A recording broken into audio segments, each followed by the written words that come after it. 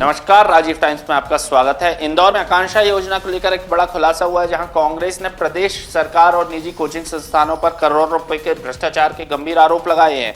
इंदौर में आयोजित एक प्रेस वार्ता के दौरान कांग्रेस नेताओं ने साक्ष्यों को बताया है कि किस तरह दूर दराज के इलाकों से आए आदिवासी छात्रों के भविष्य के साथ खिलवाड़ किया जा रहा है।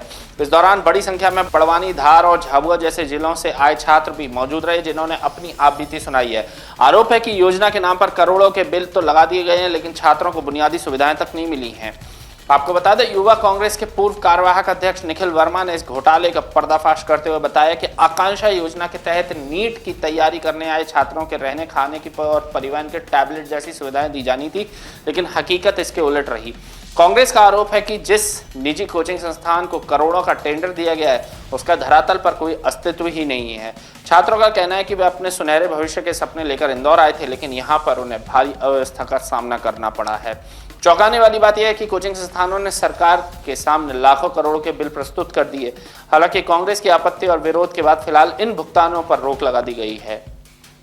कांग्रेस ने साफ कर दिया है कि जब तक इन गरीब और होनहार छात्रों को न्याय नहीं मिल जाता, दोषियों पर कार्रवाई नहीं होती, उनका आंदोलन तब तक जारी रहेगा। आज हमारा विषय है आकांक्षा योजना। आकांक्षा योजना के अंतर्गत आदिवासी बच्चों को नीट, क्लेट, JEE की एग्ज़ाम निःशुल्क तैयारी करानी चाहिए थी, जिसमें कोचिंग, उत्तम स्कूल, टॉप क्लास टीचर, खाना, अच्छे हॉस्टल, उत्तम व्यवस्था एवं परिवहन की व्यवस्था सब सरकार की थी, जिसके लिए सरकार पैसा अलॉट कर रही थी। इसका टेंडर एसेंट कोचिंग क्लास का हुआ, जिसने ये सारी सुविधा ना देते हुए बिल लगा दिए और बिल को अधिकारी द्वारा भी पास कराया गया है। जैसे देख सकते हैं आप, ये ट्राइबल डिपार्टमेंट के जो सहायक आयुक्त थे, उनके द्वारा आगे भी बढ़ा दिए गए, जो इन चीज़ के जिम्मेदार लोग होते हैं कि देखा जाए कि इनको सुविधाएं मिली है कि नहीं, उसके बाद पैसा पास किया जाए। कितने बच्चों के साथ ये पूरे एमपी में 800 बच्चे हैं।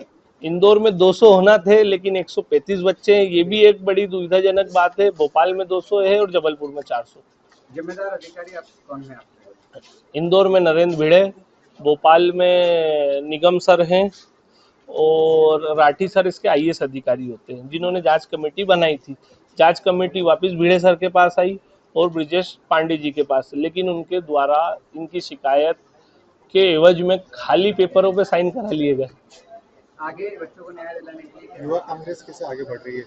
युवक कांग्रेस का काम है रोड पर धरना करना। आदिवासी, हमारे नेता राहुल गांधी जी आदिवासी, दलित और पिछड़ों के लिए ही तो बात कर रहे हैं, तो हम उनके नक्शे कदम पर चलेंगे और आगे जो प्रयास बन पड़ेगा आखिरी दम तक हम वो प्रयास सब करेंगे, चाहे वो उग्र हो।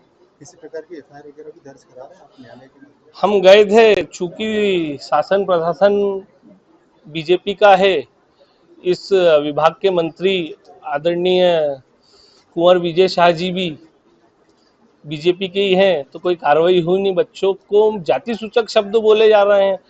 महीने भर पहले इन्होंने आवेदन दिया था, आज तक इनके बयान तक लेने नहीं आई पुलिस, जबकि माइनर बच्चे, इसमें पास्को एक्ट बनता है सीधे सीधे, लेकिन अधिकारियों के डर से और शासन प्रशासन के डर से अधिकारी चुप है। कितने समय से चल रहा है? ये लगभग दिसंबर से बच्चे आए हुए हैं।